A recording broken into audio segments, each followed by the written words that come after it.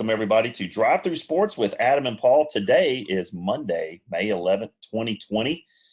I'm Adam Freeman coming to you from Atlanta, Georgia. My good buddy Paul Brees over in Brentwood, Tennessee, and it is a Last Dance Monday. That's what this has come to be the last 4 Mondays. We've started off the show talking about and kind of rehashing and getting our views on the previous episodes of Last Dance. Last night was episodes 7 and 8.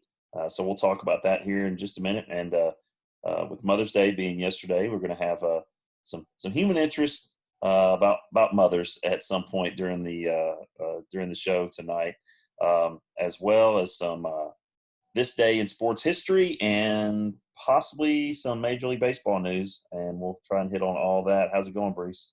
Oh, well, since my 2 college kids have moved back home for the their college semester kind of got turned upside down. Final exams are this week. And Abby's were last week, yeah. I was doing a little biology exam today.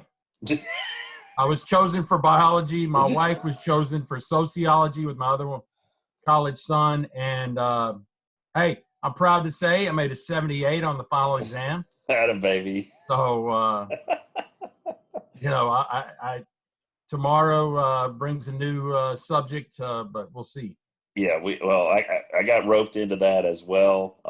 I think we had 3 computers going on that sucker, and that was a micro, not a micro. No, it was human anatomy, lymphatic system. Not my strong suit. I will tell you that right now.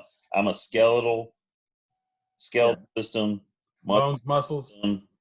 Cardiovascular system, respiratory system guy. That's me. Okay, that's what I know. Lymphatic system. If you come to me and something's wrong with your lymphatic system, that's tough, brother. I can't help you. So we did the best we could. I think we got a 90 on it. So there we go. Yeah, it was all good. Listen, I have to tell you, my household, the C's are A's in my book. So there you go. Oh man. I think Abby puts a little too much pressure on herself, but girls do that, right? Yeah, she studies hard. She started nursing school today. Today was her first day of nursing school. Saw the big jacket. Looks good. Yep. So we had to flex a little bit on social media yesterday. We're super proud of her getting in the school she wanted to get into, and so that's a big deal for her. And so she's a little nervous, and but hey, she'll pull through it. She's smart and she can do it. So she's going to be here for the summer. They're doing summer semester or summer quarter semester online completely. So she won't be going to Augusta until August. So anyway, all right. Well, let's get going here with our episode here. And last dance last night was episode 7 and 8.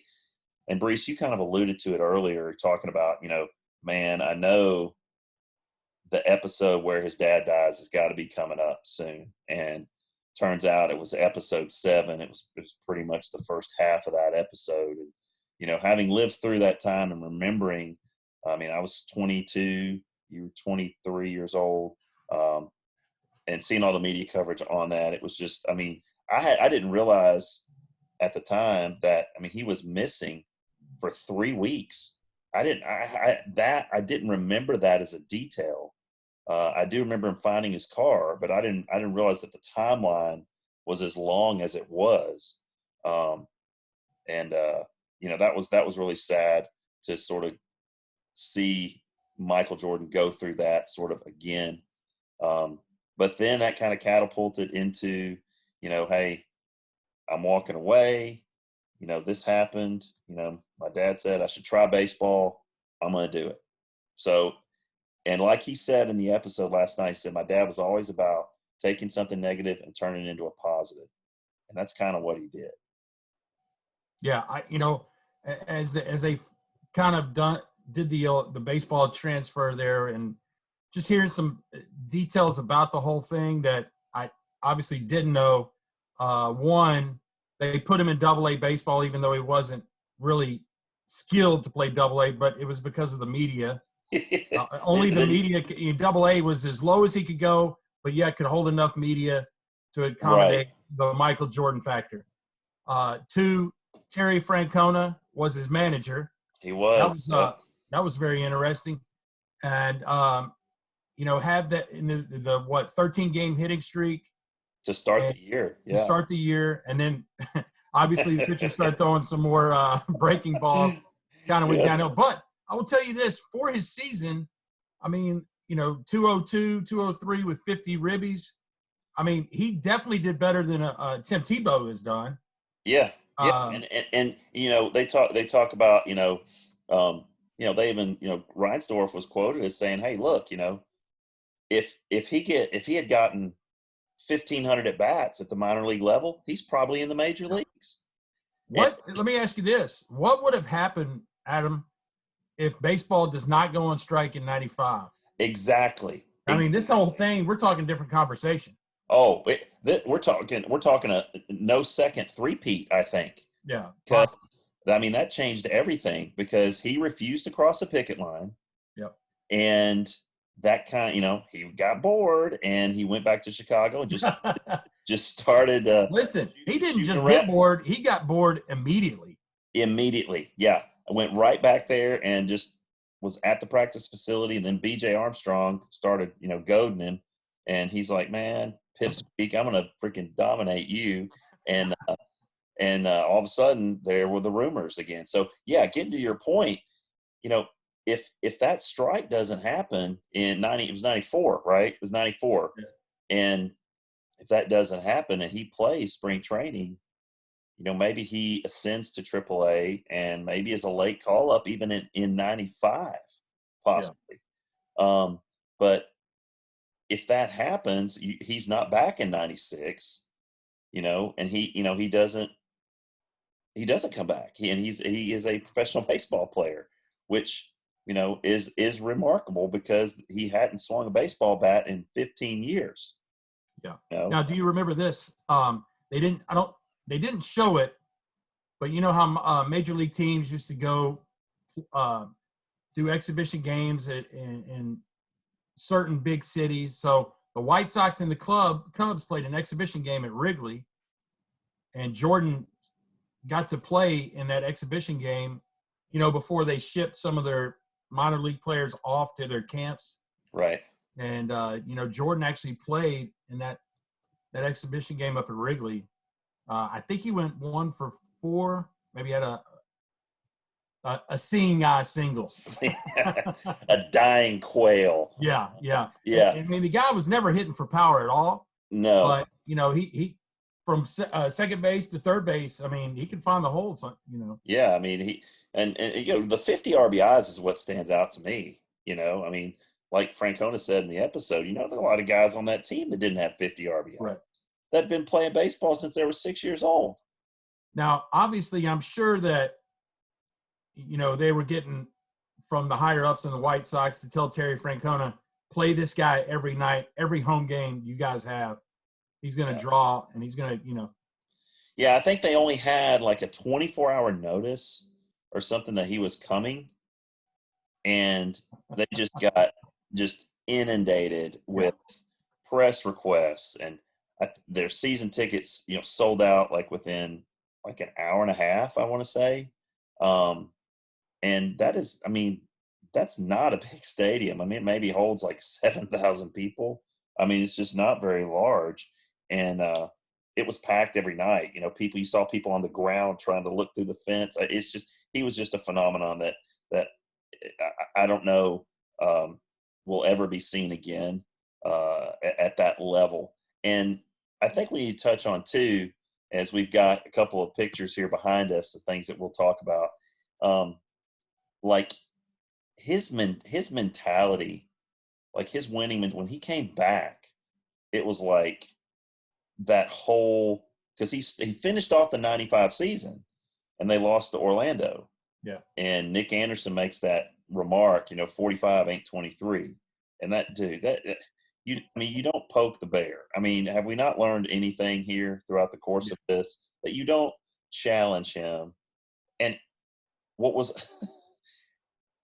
crazy about some of the all the episodes as far as like most of us, like we have to be called out. You know what I'm saying? Like for somebody to get under our skin, to really get us riled up. George Karl walked by him at a restaurant where he was eating and didn't say anything to him. And Jordan's like, oh, okay, that's how it's going to be. And then he just went nuts like the next day. He does like the slights that he thinks are slights. We would just be like, nah, whatever. He is just a totally different animal, and just the way that his mentality is unlike any other that I've ever seen, heard of, anything like that. And that gets to my photo back here, and we'll get to your photo in a second. Jordan and Steve Kerr, the little dust up they had at practice. He was getting in his face, and Kerr is arguably the smallest guy on that team. He's maybe 6'2", and Jordan's just bullying him and bodying him up and pounding on him, and Kerr just had enough of it and just shoved him, and Michael just clocked him, and Phil tosses him out of practice, and then he immediately is like, man, I know. And what was interesting was Kerr was like, hey, he called me, we got through it, and he said that was the best thing that could happen for our relationship because we were like rock solid after that. So I think nowadays stuff like that happens, and it just rips teams apart because people are so into their feelings, and they just feel so disrespected and all, right. And they don't communicate. They communicate on Twitter, and they fire out at teammates and ownership and stuff. They don't talk, and they don't converse like they did. And they had 6 championships. So I think that was interesting.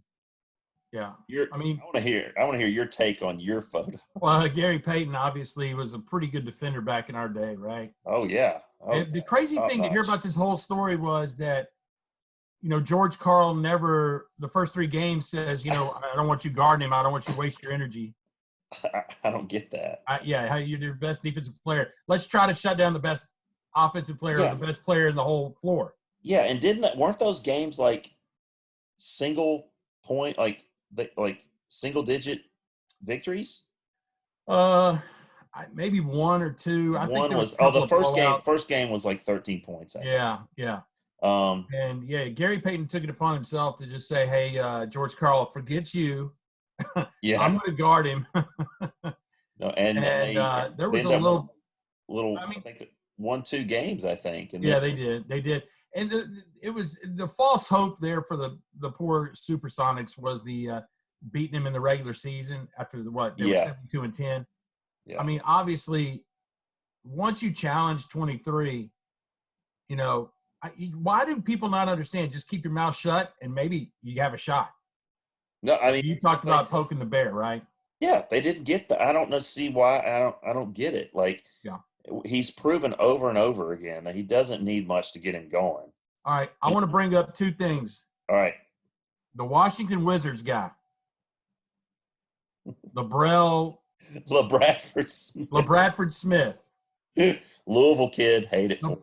Oh, yeah, I bet. Yeah, I bet. The poor guy has a career night. He doesn't say a word, and then MJ starts spreading it. Hey, this guy he's under my. What he say? He basically said, "Good job, Mike. Good game, Michael. Good game, Michael." Even though the guy never even said it, and that just flipped the switch. Oh yeah. Give LeBron. Hey, that guy 38 or something, and then Michael scores 37. Yeah, he 37. And then Michael scores like 37 and a half. He says, "Watch this." All right, the second point I want to make is this. Comical. What do you think about – obviously, I don't know why I have such an infatuation with Tony Kukoc. I feel like the guy was a superstar. And obviously, on a different team, you remember the guy that played for the Nets and then ended up passing away in a car accident?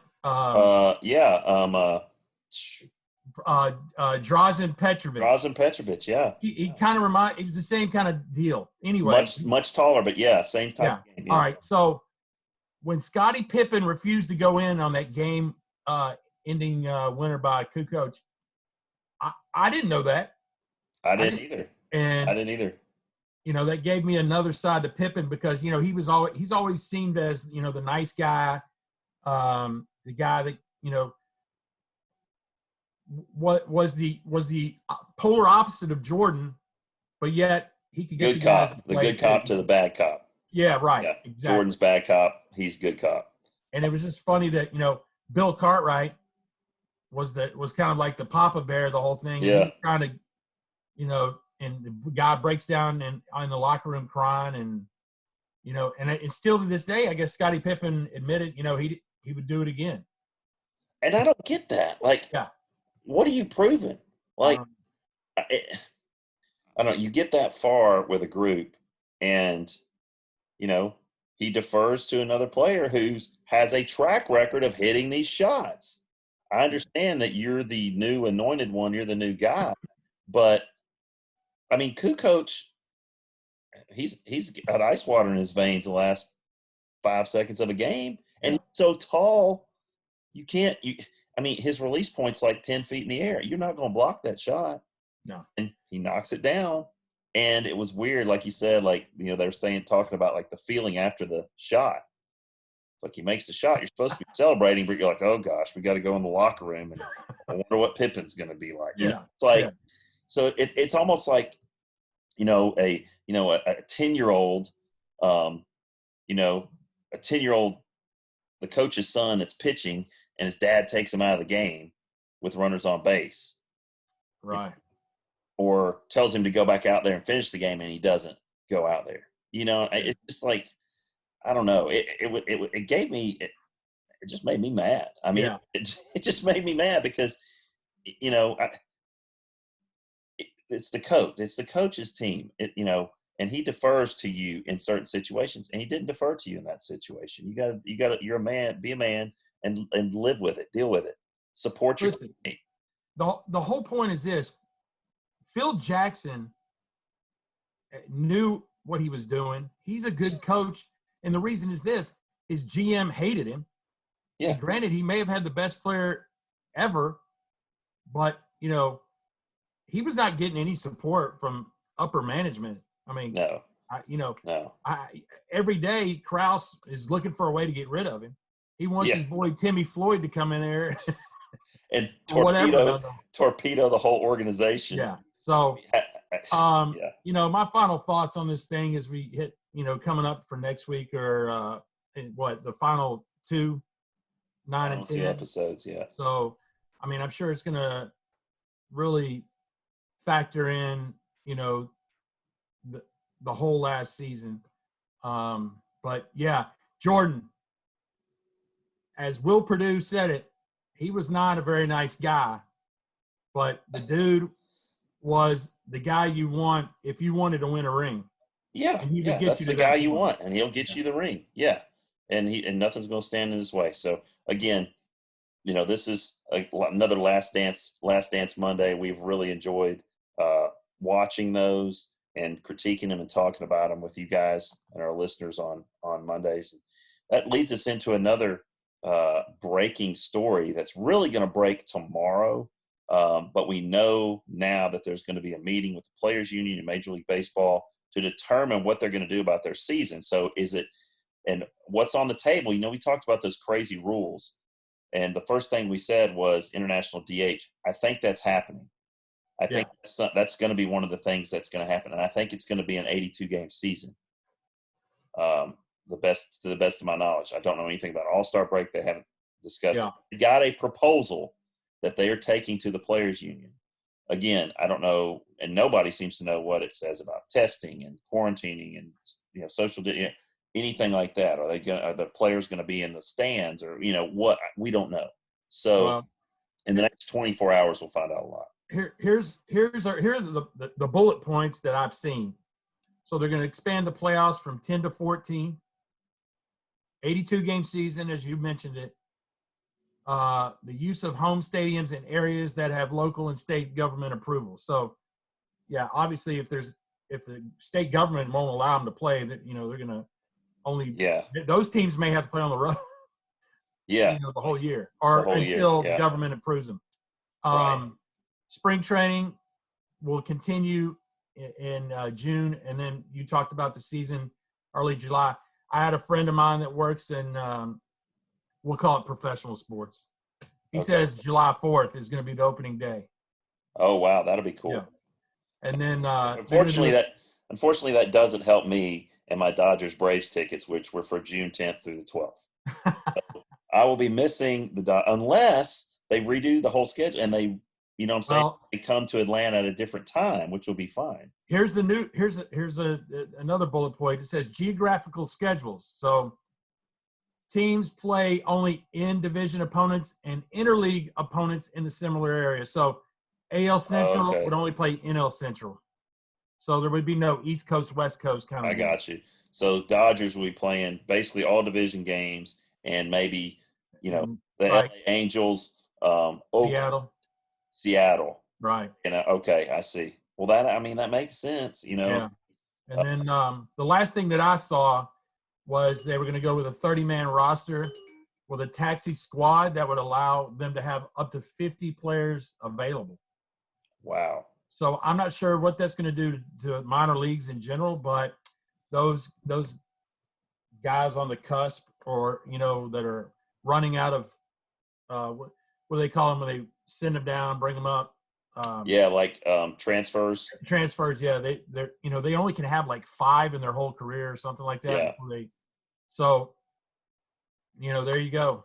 That's what I've been. Yeah. Yeah. You know, some of that stuff's pretty good. I mean, whatever it can do to get you baseball, Adam, I'm just excited. You could care less. But I'm glad that you just want to see me happy. That's what I want. I want some baseball. It's summer. There needs to be baseball. I mean, if not Tony Kemp, I'm sorry, Mookie Betts. That's 2 Nashville guys, by the way. I apologize. I know. Mookie Betts, right? Yes. Okay. I want to see him play in a Dodger uniform. Yeah. I mean, if the guy gets his 1 year and never plays and then goes and signs with somebody else, I think that would be bad for him. Yeah. Jeez, I'd be so mad. Anyway, but yeah, so that's a possibility. All right, so that gets us to today in sports history. All right. Today in sports history. Is that Robert Redford? That is not Robert Redford. It is not Robert Redford. It is none other than a young, dapper Ted Turner. And living here in Atlanta, you know, he bought the Braves, Superstation TBS, America's Team, all this stuff, and they were terrible. They were so terrible that on this date in 1977, this guy actually managed the Braves. Really?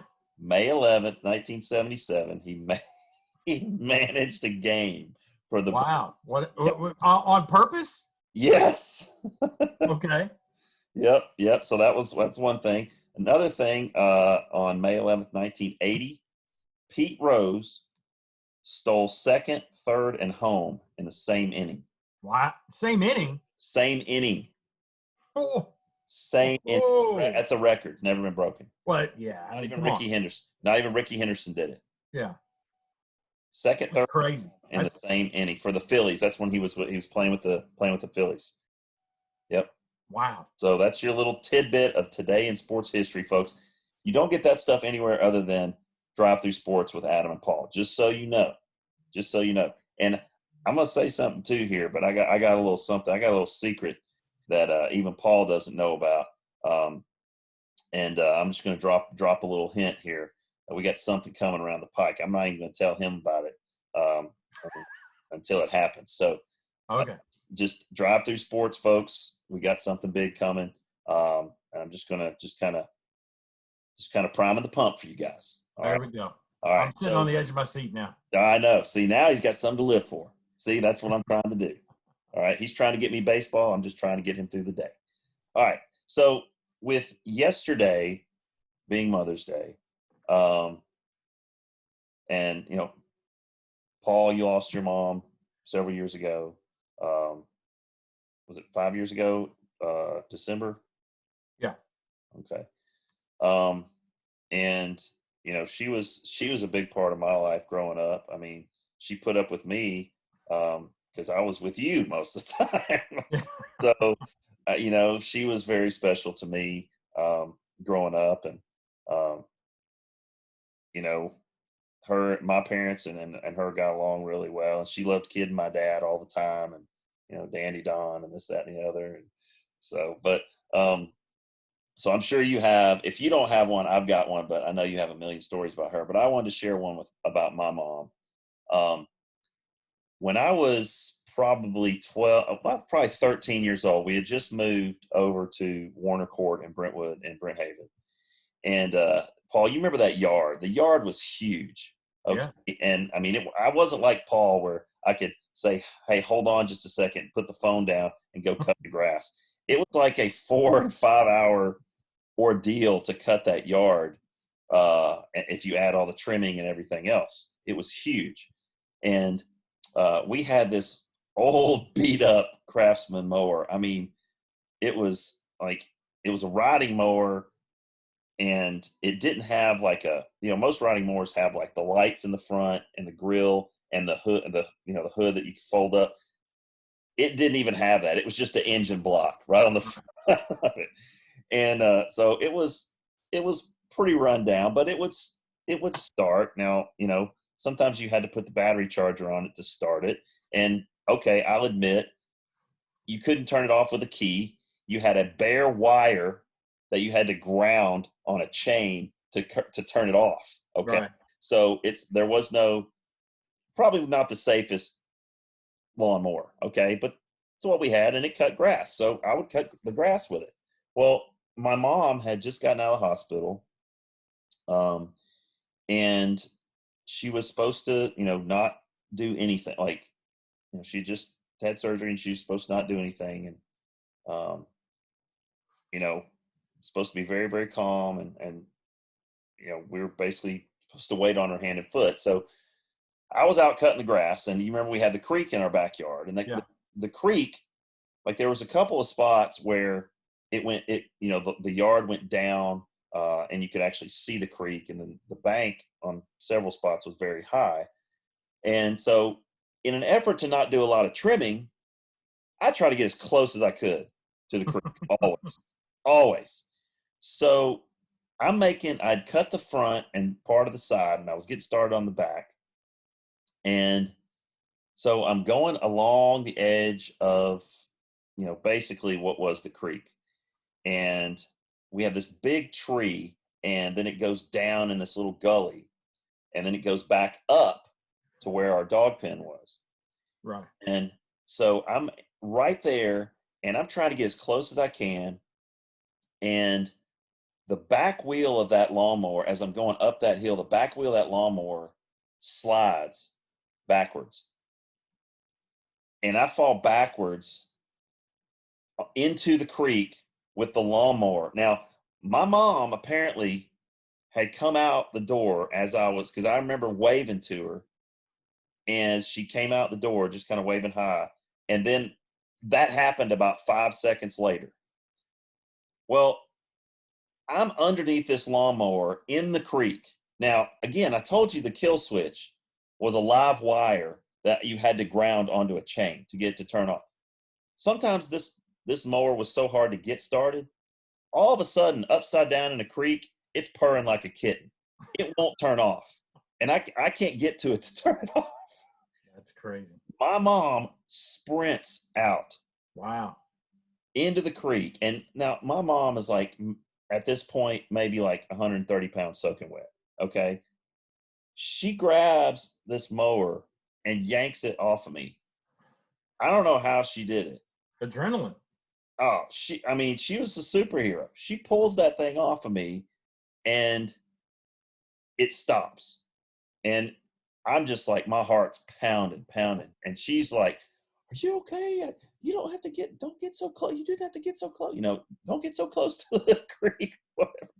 But I will never, ever forget that. And that just goes to show what moms will do for their kids. Moms will do anything to protect their kids. And because she didn't need to be running anywhere. And she was sprinting. I'm talking like Usain Bolt sprinting out to that creek because she couldn't see me because I disappeared when I flipped over. Like, she didn't know what had happened. She didn't know what she was going to find when she got to me. Right. Luckily, the deck protected me from the blades. I mean, it could have, cut my leg off, but it didn't. I got lucky. And man, she just leapt into action. Man, that's awesome. Immediately. So again, happy Mother's Day to moms everywhere. Listen, I can't follow up that story, but I will tell you a funny story. How about that? All right. Obviously, I used to live in Brent Haven in the same subdivision you did. And about 11 or 12 years old, obviously, hey, my older sisters were 11 and 9 years older than me, and they were gone off, and it was just me and my mom for majority of the formative years. The formative years. That's right. Where discipline needed to be had. And I remember I had done something, and she says, "Go out there and get a switch."